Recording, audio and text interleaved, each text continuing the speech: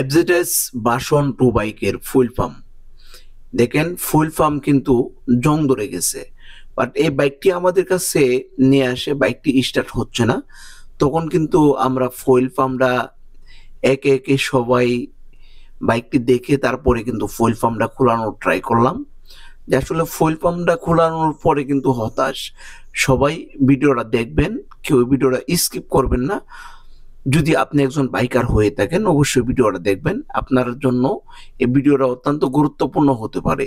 যেমন এই যে দেখেন, আমি ফুয়েল পাম্পটা কিন্তু দুইটা পজিশনে ভাগ করে নিলাম। বাইক কোনোভাবে স্টার্ট হচ্ছে না। আসলে স্টার্ট না হওয়ার কারণটা দেখেন, দেখেন ফুয়েল পাম্পের যে ফিল্টারের উপরে এত পরিমাণ ময়লা, যা আমি এর আগে কোনো সময় দেখি নাই। আপনাদের সাথে সম্পূর্ণ ভিডিও কিন্তু সরাসরি শেয়ার করতেছি, যেন আপনি যদি বাইকার হয়ে থাকেন, যদি আপনার বাইক ধাক্কাধাক্কি করে অবশ্যই কিন্তু আপনি আপনার বাইকের ফুয়েল পাম্প চেক করাতে পারেন। দেখেন ফুয়েল পাম্প একেবারে মানে জ্যাম হয়ে, যে বাইকে ইঞ্জিনে তেল যাওয়ার মতো কোনো পজিশন নাই।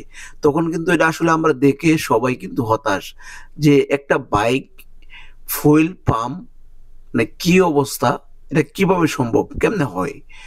সো আপনারা অবশ্যই আপনাদের যদি বাইক এরকম ধাক্কাধাক্কি করে অনেকদিন ফুয়েল পাম্প ক্লিন করান না এবং ট্যাঙ্কিও ক্লিন করান না, আমি বলবো অবশ্যই আপনি প্রতি 12,000 কিলোমিটার পর পর অবশ্যই ফুয়েল পাম্প এবং ট্যাঙ্কি ক্লিন করাবেন। যদি আপনার বাইকের ফুয়েল পাম্পে এবং ট্যাঙ্কিতে কোনো রকম রাশ ময়লা থাকে তখন কিন্তু বের হয়ে যাবে। দেখেন আমি কিন্তু দেখে আসলে যেটা আমরা আগে কোনো সময় পাইনি, কারণ এটা আমি আজকে ফুয়েল পাম্পটা খোলার পরে আমি একেবারে হতাশ।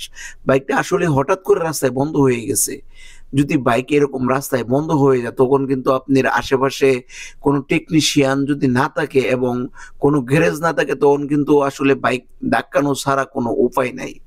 সো এরকম ধাক্কাধাক্কি যেন না করা লাগে, অবশ্যই আপনারা আপনাদের বাইককে নিয়মিত অবশ্যই সার্ভিস গ্রহণ করবেন।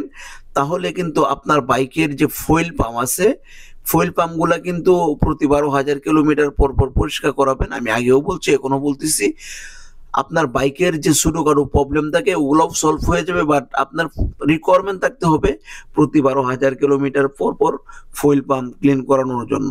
কারণ এখন বর্তমানে বাজারের তেল আসলে বোঝা খুব মুশকিল, যে আসলে কোন পাম্পের তেল ভালো কোন পাম্পের তেল ভালো না। আসলে পাম্পেরও তো দোষ দিয়া লাভ নাই, কারণ ওনাদের যে ট্যাঙ্কি আছে, ফুয়েল পাম্প যে জায়গা থেকে আমরা তেলটা ইউজ করব, ওই পাম্প যদি ময়লা থাকে ওই ময়লা তেলটা কিন্তু আমাদের সরাসরি ট্যাঙ্কিতে চলে আসতেছে, যার কারণে আমাদের বাইকের অনেক বড় বড় সমস্যা হচ্ছে। বাট আমরা কিন্তু নিজেরাও ক্ষতিগ্রস্ত হচ্ছি। সো এই ক্ষতিগ্রস্ত যেন না হইতে হয় অবশ্যই একটু সতর্ক হবেন বাইকের দিকে। আমি কিন্তু আপনাদেরকে দেখেন সবকিছু একবারে এ টু জেড সব দেখায় দিচ্ছি, যেন আপনারা সতর্ক হয়ে যান। আমি কিন্তু বাইকটা যখন স্টার্ট করব তখনও আমি আপনাদের সাথে শেয়ার করব আসলে এই পাম্প দেখে আমি বাইকটা স্টার্ট করতে পারবো কিনা। দেখেন এই বাইকটা কিন্তু একেবারে মানে নাজেহাল অবস্থায় আমাদের কাছে নিয়ে আসে।